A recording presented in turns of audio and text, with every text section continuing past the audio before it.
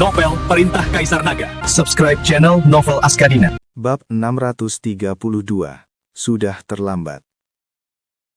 Yang Mulia Agung dari Domain Pusat, Benua Suci Tianyuan. Mata David menajam. Tampaknya aula hukuman ilahi wilayah timur hanyalah puncak gunung es. Status Yang Mulia Xuanbing tidak memadai, dan pengetahuannya tentang rahasia inti terbatas. Dia melirik dunia kecil yang kacau balau di ambang kehancuran, serta kekuatan ilahi murni dan harta karun yang ditinggalkan oleh Yang Mulia Xuanbing, dan dengan cepat menyimpannya. Kemudian dia memejamkan matanya. Cahaya dan bayangan berputar-putar di sekelilingnya. Tulang-tulangnya sedikit berderak, dan wajah, sosok, dan auranya mulai berubah dengan cepat. Beberapa saat kemudian, Yang Mulia Xuanbing muncul kembali di tempat yang sama. Jubah hitam berhiaskan biru, rambut putih seperti kristal es, wajah sedingin patung es, fluktuasi kultivasi tingkat ketujuh alam abadi atas, dan bahkan kekuatan dinginan di matanya yang menganggap semua hal seperti anjing jerami. Semuanya ditirukan dengan sempurna. David meregangkan lehernya, merasakan identitas baru yang lebih maju yang kini dimilikinya. Karena Xuanbing tidak tahu banyak, mari kita pergi berbicara dengan para yang mulia lainnya. Pandangannya tertuju pada 4 yang mulia lainnya dari aula hukuman ilahi wilayah timur yang ada dalam ingatannya. Yang Mulia Api Merah, Yang Mulia Kayu Hijau, Yang Mulia Logam, dan Yang Mulia Bumi. Keempat yang mulia ini, bersama dengan Yang Mulia Xuanbing, bersama-sama memerintah aula hukuman ilahi wilayah timur. Tetapi dikatakan bahwa mereka juga bersaing satu sama lain, dan bukanlah satu kesatuan. Hal ini memberinya kesempatan untuk mengalahkan mereka satu persatu. Rencananya sederhana, menggunakan identitas Yang Mulia Xuanbing, dengan dalih membahas hal-hal penting, memancing para yang mulia lainnya satu persatu ke tempat terpencil, atau langsung ke istana mereka, dan kemudian melakukan hal yang sama. David merapikan jubahnya. Wajahnya kembali menunjukkan ketidakpedulian dingin yang menjadi ciri khas Yang Mulia Xuanbing. Dia melangkah maju dan meninggalkan dunia kecil yang kacau balau yang berada di ambang kehancuran. Di luar, segala sesuatu di dalam istana keheningan dingin tampak seperti biasa, seolah-olah pertempuran seru yang baru saja terjadi tidak pernah terjadi. Tanpa menunda, David langsung menuju Istana Api Merah, yang merupakan istana terdekat dengan Istana Keheningan Dingin. Yang Mulia Api Merah, yang terutama mempraktikkan hukum berbasis api, memiliki kepribadian yang mudah berubah dan mudah marah. Ia memiliki hubungan terburuk dengan Yang Mulia Es Mendalam, yang mempraktikkan hukum berbasis es. Namun, karena hal ini, ia adalah orang yang paling kecil kemungkinannya untuk mencurigai bahwa es mendalam mungkin berbahaya baginya. Secara logis, bahkan jika Xuanbing mengambil tindakan, dia akan berusaha bergabung dengan King Mu atau Hautu, yang memiliki hubungan yang relatif baik dengannya. Tak lama kemudian, gerbang merah tua Istana Api Merah yang tampak seperti dialiri api mulai terlihat. 2 jenderal dewa yang menguasai teknik berbasis api berjaga di pintu masuk. Mereka berdua terkejut ketika melihat Yang Mulia Xuanbing tiba, tetapi tetap membungkuk dengan hormat dan berkata, "Salam, Yang Mulia Xuanbing." David bahkan tidak memandang mereka, tetapi berkata dengan dingin, "Aku ada urusan penting yang harus kubicarakan dengan Qian, suruh dia keluar dan menemuiku." Nada suaranya tetap dingin dan tak terbantahkan seperti biasanya. Para penjaga tak berani menunda dan segera masuk ke dalam untuk melapor. Sesaat kemudian, sebuah suara keras dan tidak sabar menggema dari dalam aula.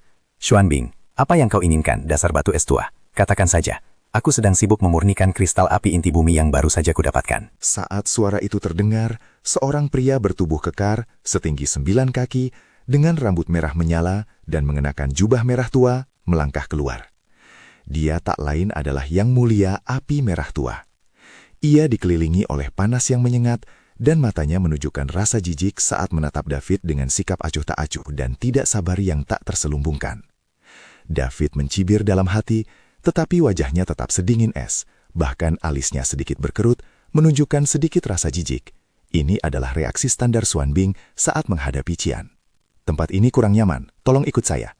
David berbicara singkat, lalu berbalik dan pergi, seolah-olah tinggal sedetik lebih lama akan mencemarinya dengan panas yang terpancar dari Qian. Yang Mulia Api Merah terkejut, lalu meraung, "Xuanbing, apa yang kau rencanakan? Tidak bisakah kau mengatakan ini di sini?" Namun dia tetap mengikuti.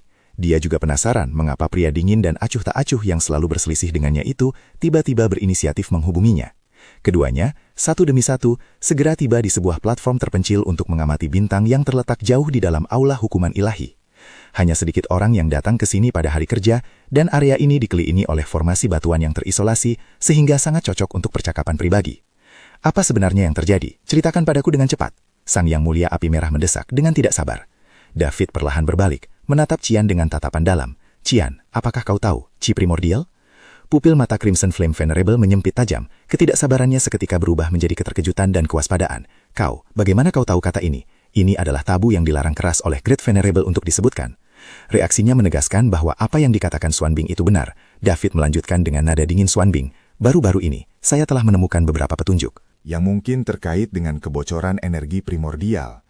Masalah ini menyangkut kelangsungan hidup aula hukuman ilahi wilayah timur saya, dan bahkan dapat membuat khawatir para petinggi." Dia sengaja berbicara secara samar-samar namun serius. Ekspresi Crimson Flame Venerable berubah, jelas terkejut dengan kata-kata di layar. Dia buru-buru mendesak, "Petunjuk apa? Di mana itu ditemukan? Apakah sudah dilaporkan kepada Yang Mulia?" David merasa lega, karena tahu ikan itu telah memakan umpan. Dia sedikit menoleh ke samping, memberi isyarat agar Qian mendekat, dan berbisik, "Petunjuknya ada di sini." Tepat saat Venerable Crimson Flame tanpa sadar bergerak mendekat, terjadi perubahan mendadak. Tangan kanan David yang tadinya berada di belakang punggungnya, tiba-tiba mengepal membentuk pedang, dan kekuatan kabur dan kacau di ujung jarinya memadat hingga batasnya, menusuk langsung ke dahi Yang Mulia Api Merah dengan kecepatan yang tak terbayangkan. Serangan ini telah direncanakan sejak lama, dan jaraknya sangat dekat. Meskipun Venerable Crimson Flame telah berjaga-jaga, dia tidak pernah menyangka David akan tiba-tiba menyerang dan membunuh orang. Selain itu, metode serangannya bukanlah hukum tipe S yang dikuasai Xuanbing, melainkan energi abu-abu aneh yang penuh dengan daya pemusnahan.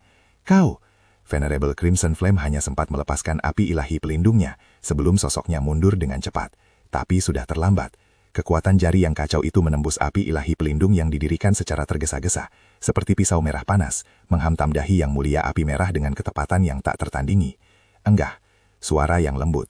Sosok Crimson Flame Venerable yang tadinya mundur tiba-tiba membeku, matanya membelalak, wajahnya dipenuhi rasa tidak percaya dan ngeri. Sebuah bintik abu-abu kecil dengan cepat menyebar di antara alis.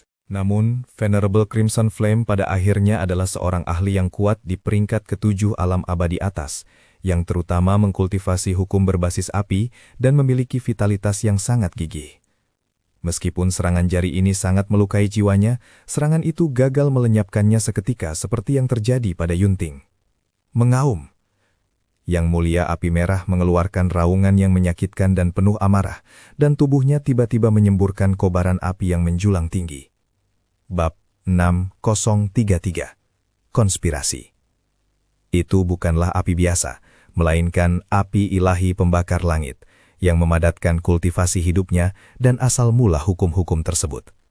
Api itu berwarna emas gelap dan cukup panas untuk melelehkan bintang, mendistorsi dan meruntuhkan ruang di sekitarnya. Meskipun terluka parah, dia memilih gaya bertarung yang paling nekat, mengorbankan seluruh kekuatannya untuk binasa bersama musuh. "Siapapun kau, matilah, aku akan membakar langit dan menghancurkan dunia." Yang Mulia Api Merah berubah menjadi bola api berwarna emas gelap dengan diameter lebih dari 10 zang, membawa kekuatan mengerikan yang dapat menghancurkan segalanya dan menghantam David. Kemanapun ia lewat, batasan-batasan pada observatorium itu langsung lenyap dan tanah berubah menjadi lava. Mata David menyipit, dia tidak menyangka Qian begitu ganas dan serangan balik terakhirnya begitu menakutkan. Jangan coba menghadapinya secara langsung.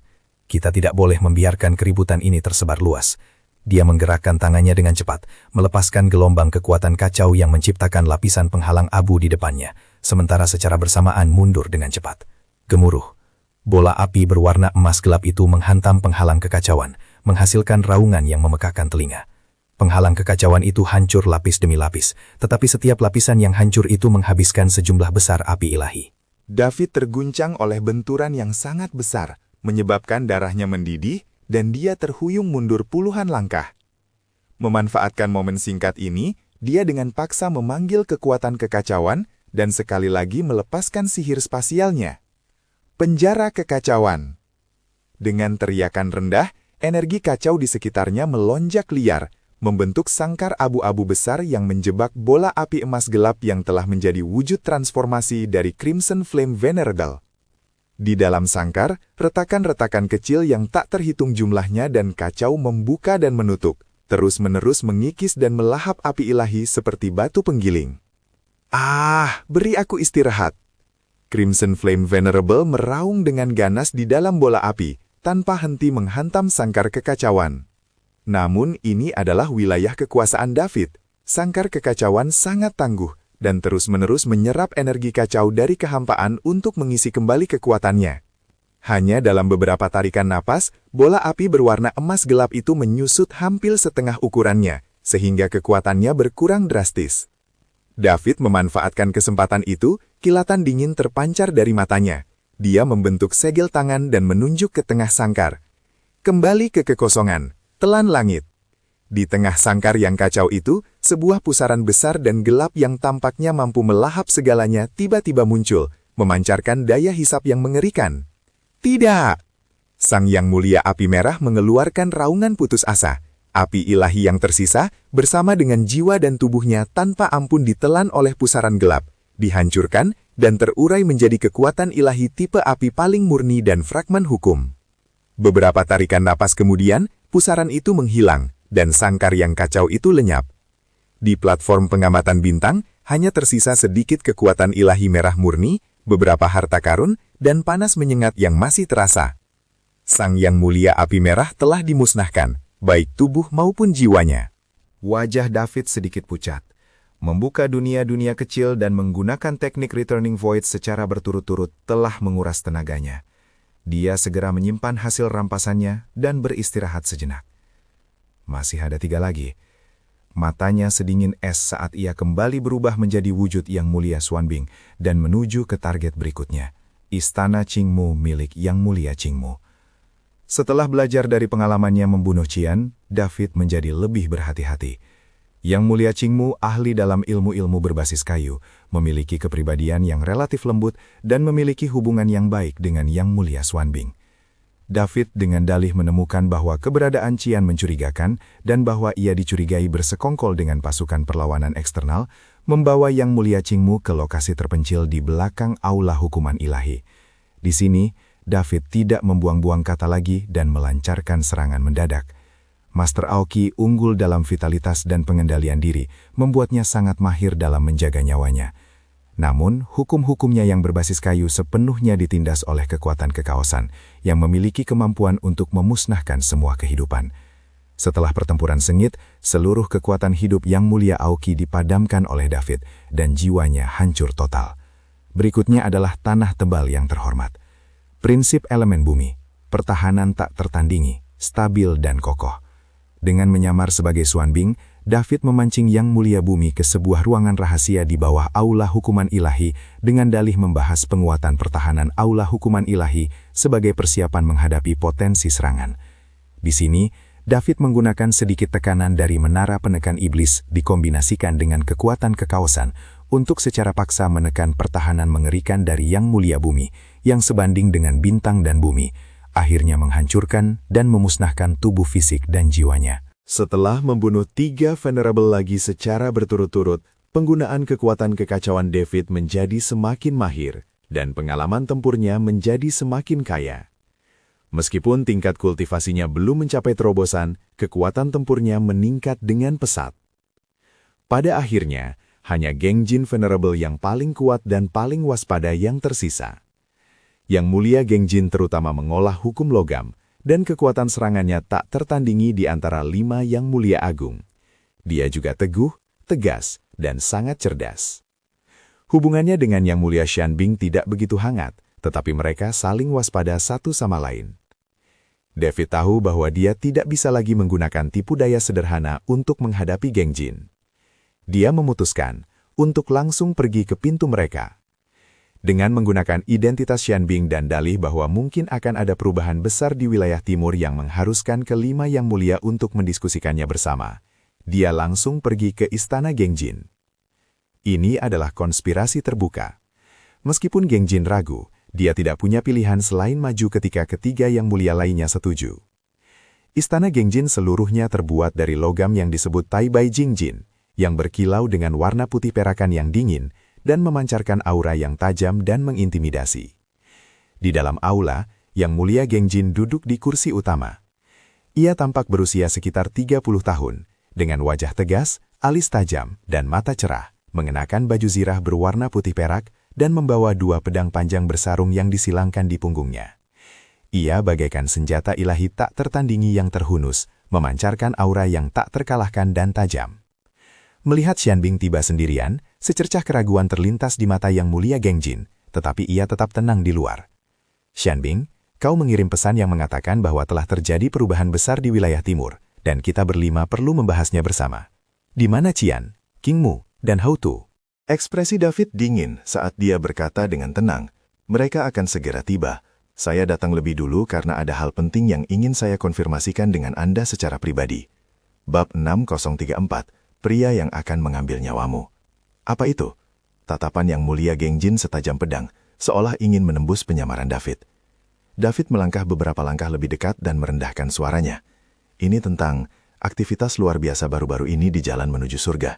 Yang Mulia Agung telah mengirimkan perintah rahasia, menginstruksikan kita untuk meningkatkan pengumpulan kristal jiwa, terutama kristal jiwa yang mengandung aura khusus. Dia sengaja menyebutkan jalan menuju surga dan Yang Mulia Agung, yang merupakan rahasia inti yang hanya diketahui oleh 5 Yang Mulia Agung. Ekspresi Yang Mulia Gengjin sedikit berubah, tetapi kewaspadaannya tetap terjaga. Di mana perintah rahasia itu? Mengapa aku belum menerimanya? Organisasi rahasia ada di sini.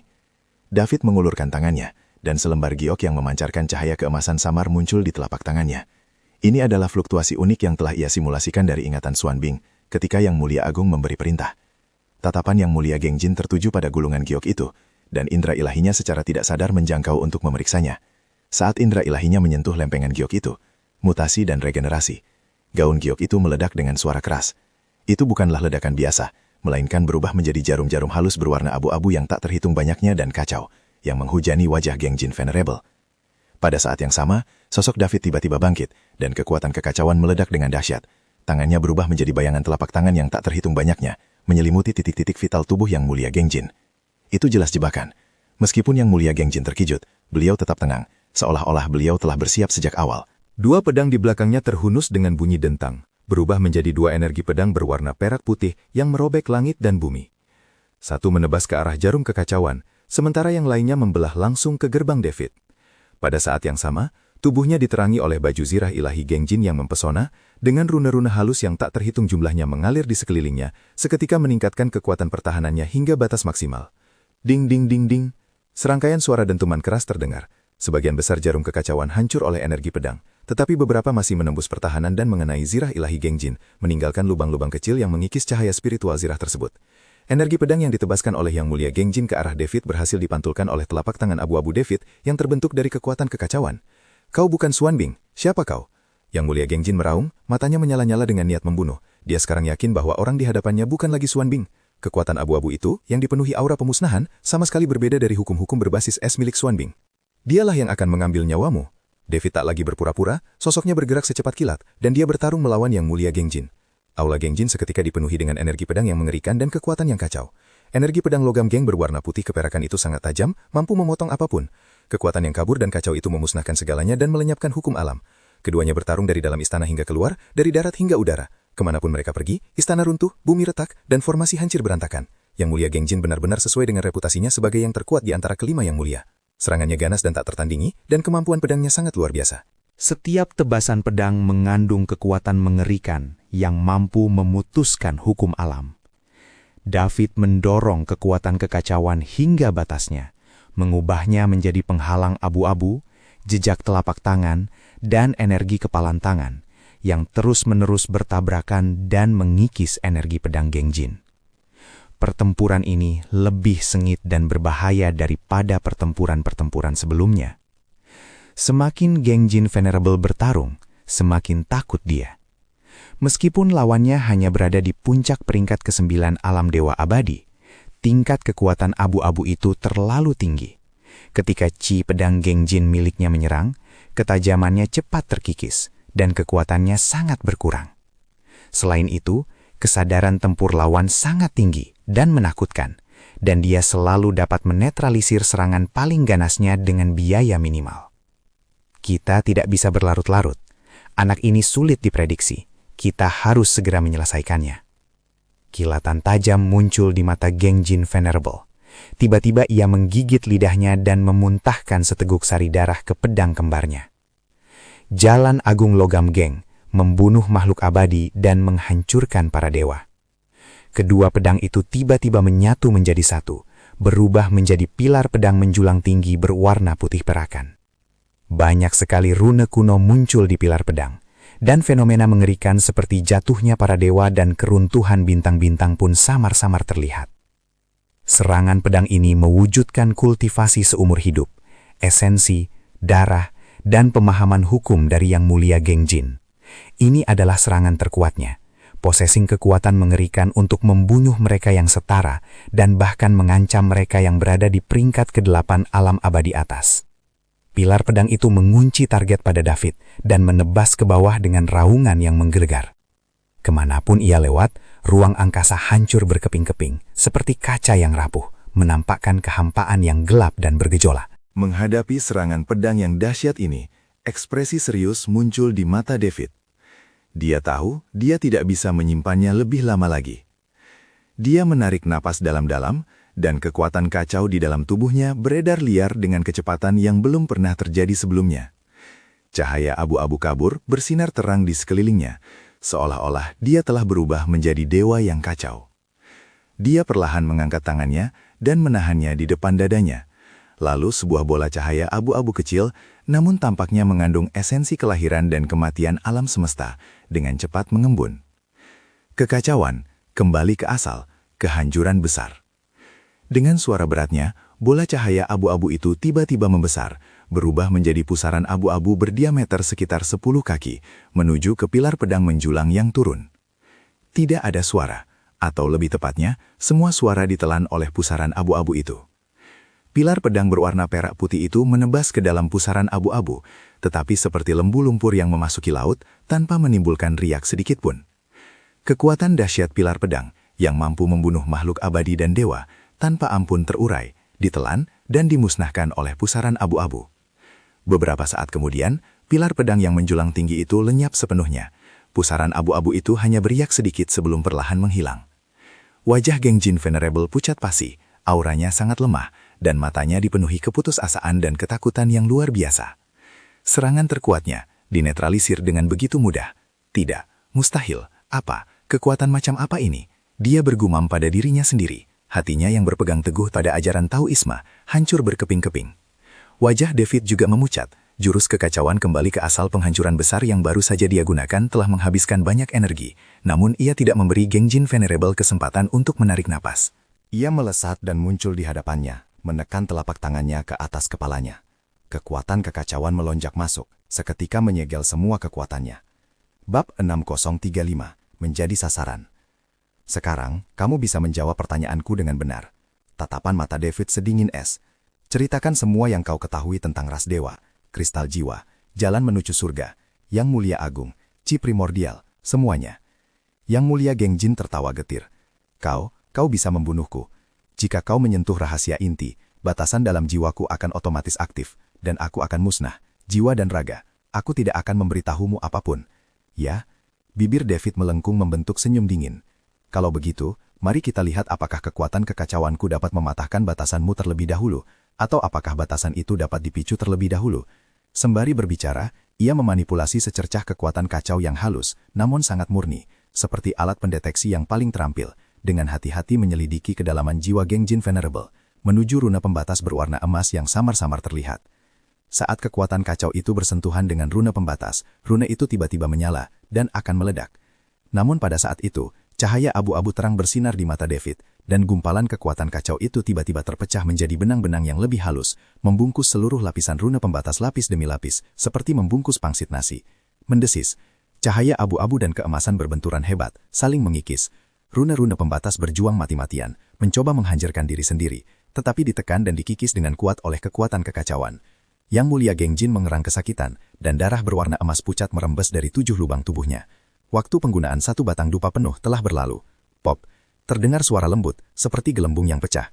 Jauh di dalam jiwa Gengjin Venerable, runa pembatas berwarna emas itu benar-benar redup dan hancur. Itu dihancurkan secara paksa oleh kekuatan kekacauan. Penghalangnya telah jebol. Sang Yang Mulia Gengjin merasakan perubahan dalam jiwanya dengan rasa tak percaya. Pedang tajam yang sebelumnya tergantung di atas kepalanya menghilang, tetapi yang menyusul adalah rasa takut yang lebih dalam. Orang di hadapanku ini bahkan mampu menembus batasan jiwa yang secara pribadi ditetapkan oleh Yang Mulia Agung. Wajah David semakin pucat. Melanggar batasan ini telah menghabiskan banyak energi mental dan fisik. Namun tatapan matanya tetap tajam. Sekarang, kamu bisa bicara. Yang Mulia Gengjin ambruk ke tanah, sama sekali kehilangan keinginan untuk melawan. Dia berkata dengan getir, Apa yang ingin kau ketahui? Semuanya, kata David singkat. Setelah hening sejenak, Yang Mulia Gengjin perlahan berbicara. Aula Hukuman Ilahi Wilayah Timur hanyalah salah satu dari 5 benteng utama yang didirikan oleh ras ilahi di 13 surga. Terdapat Aula Hukuman Ilahi di masing-masing dari 5 wilayah utama, Timur, Selatan, Barat, Utara, dan Tengah, yang masing-masing diawasi oleh seorang Yang Mulia Agung. Kami berlima hanyalah pelaksana dari Balai Hukuman Ilahi Wilayah Timur. Yang Mulia Agung bersemayam di kuil Hukuman Ilahi, bagian terdalam dari benua suci asal surgawi di wilayah pusat. Di sanalah terletak pintu masuk menuju jalan menuju surga. Jalan menuju surga. Rasa kagum dan takut yang mendalam terpancar di mata Gengjin Venerable. Itu adalah lorong misterius yang menghubungkan alam atas ke 13 surga. Para dewa memerintah 13 surga dan mengumpulkan kristal jiwa, tetapi tujuan mendasar mereka adalah untuk menjaga stabilitas lorong ini dan secara teratur mempersembahkan kurban kepada mereka yang di atas. Pengorbanan? David mendesak lebih lanjut. Sebenarnya apa yang ada di atas sana? Mungkinkah itu patriark klan dewa? Dan mengapa kau menggunakan jalan surgawi ini untuk mempersembahkan kurban kepada mereka yang di atas? Jika mereka membutuhkan sumber daya, mereka bisa saja mengambilnya dari surga ke-13. Yang Mulia Gengjin menggelengkan kepalanya. Aku tidak tahu. Itu rahasia yang hanya diketahui oleh Yang Mulia Agung. Tugas kita hanya melaksanakan perintah, menekan semua perlawanan, dan mengumpulkan kristal jiwa dalam jumlah dan kualitas yang cukup. Kristal jiwa dimurnikan dari jiwa ilahi makhluk-makhluk istimewa. Semakin kuat dan unik jiwa ilahi tersebut, semakin tinggi kualitas kristal jiwa yang dimurnikan, dan semakin baik pula untuk menjaga jalur spiritual dan untuk persembahan. Lagi pula, hal-hal ini tidak dapat langsung dibawa ke dunia yang lebih tinggi. Ini adalah hukumnya. Jika siapapun dapat menjarah sumber daya dunia yang lebih rendah sesuka hati, maka dunia yang lebih rendah tidak akan mampu bertahan. Namun, terdapat celah dalam hukum langit dan bumi. Artinya, seseorang dapat menggunakan jalan menuju surga untuk menghindari penindasan dan pengawasan hukum. Setelah mendengar ucapan Yang Mulia Gengjin, David terkejut. Dia tidak pernah menyangka bahwa klan dewa, yang selalu angkuh dan merasa benar diri, akan menggunakan celah dalam hukum untuk melakukan hal-hal picik dan tercela seperti itu. Mereka secara diam-diam mengangkut perbekalan dari surga ke-13 ke atas. Demi mempertahankan jalan menuju surga, mereka bahkan memurnikan manusia menjadi kristal jiwa. Apa bedanya perilaku ini dengan perilaku seorang kultivator iblis? Ras macam apa ini? Ras dewa? Apakah chi primordial itu? David mengajukan pertanyaan yang paling penting. Yang Mulia Gengjin menggelengkan kepalanya lagi. Itu tabu. Aku hanya samar-samar mendengar bahwa itu adalah kekuatan paling purba di awal dunia, dan itu terkait dengan kekacauan. Para petinggi ras ilahi tampaknya sangat waspada terhadap kekuatan ini. Begitu ditemukan, kekuatan itu harus dimusnahkan sepenuhnya. Pasangan Musa mungkin secara tidak sengaja telah bersentuhan dengan sesuatu yang mengandung energi purba di alam bawah. David sangat terguncang. Kekacauan. Asal mulanya. Kitab suci Dao kekacauan saya sendiri. David mengerutkan kening. Mungkinkah karena Musa dan istrinya berhubungan dengannya, mereka menjadi sasaran setelah kembali ke surga ke-13? David melanjutkan. Seberapa kuatkah para yang mulia di 5 alam agung? Selain para yang mulia agung, berapa banyak ahli lain yang dimiliki aula hukuman ilahi di alam pusat? Yang Mulia Gengjin. Para yang mulia dari 5 alam agung, semuanya berada di peringkat ke-7 alam abadi atas, sama seperti alam kita, tetapi kekuatan mereka berbeda-beda. Yang Mulia Agung berada di puncak peringkat ke-8 alam abadi atas. Dia dapat dengan mudah menekan kami berlima yang bekerja bersama. Adapun aula hukuman ilahi wilayah tengah, aku tidak tahu berapa banyak ahli yang dimiliki Yang Mulia Agung di sekitarnya. Mungkin dia memiliki utusan ilahi yang dikirim dari atas di sisinya. Suaranya semakin pelan, Matanya dipenuhi rasa takut. David memproses informasi ini. Situasinya lebih serius dari yang dia bayangkan. Aula hukuman ilahi wilayah timur hanyalah benteng luar. Musuh sebenarnya terletak pada Yang Mulia Agung dari benua suci Tian Yuan di wilayah tengah. Jika orang yang sangat terhormat ini juga memiliki utusan ilahi yang dikirim dari atas di sisinya, saya khawatir saya tidak akan mampu menghadapinya dengan kemampuan saya sendiri. David, yang awalnya penuh percaya diri, kini mulai meragukan dirinya sendiri lagi. Apakah Yang Mulia selalu berada di dalam aula hukuman ilahi wilayah tengah? Tanya David. Yang Mulia Gengjin mengangguk. Yang Mulia Agung ditempatkan di aula hukuman ilahi di wilayah tengah sepanjang tahun, menjaga jalan menuju surga. Beliau biasanya tidak mudah pergi. Kau membunuh 4 dari kami secara beruntun. Grand Venerable mungkin sudah menyadari ada sesuatu yang tidak beres. Tablet kehidupan semua Venerable dari aula hukuman ilahi kami ada padanya. Bahkan sebelum kata-kata itu selesai diucapkan, seluruh aula hukuman ilahi tiba-tiba bergetar. Sebuah suara yang megah, agung, dan tampaknya tanpa ampun. Seolah-olah itu adalah kehendak surga, bergema di seluruh aula hukuman ilahi. Siapa yang berani menerobos masuk ke balai hukuman ilahiku dan membunuh salah satu dari orang-orang yang kuhormati? Tekanan mengerikan yang terkandung dalam suara itu membuat semua anggota ras ilahi gemetar dan bersujud di tanah. Yang Mulia telah merasa khawatir. Mata David menyipit. Dia tahu dia tidak bisa menunda lebih lama lagi. Dia melirik Gengjin Venerable yang berwajah pucat pasi, lalu mengangkat tangannya dan menampar bagian atas kepalanya. Kekuatan kekacauan meletus, dan tubuh Yang Mulia Gengjin bergetar. Matanya dengan cepat meredup, dan jiwanya hancur. David dengan cepat menyimpan kekuatan ilahi dan harta karun yang ditinggalkannya. Lalu sosoknya menjadi kabur, dan berubah menjadi aliran cahaya abu-abu, melesat menuju bagian luar aula hukuman ilahi.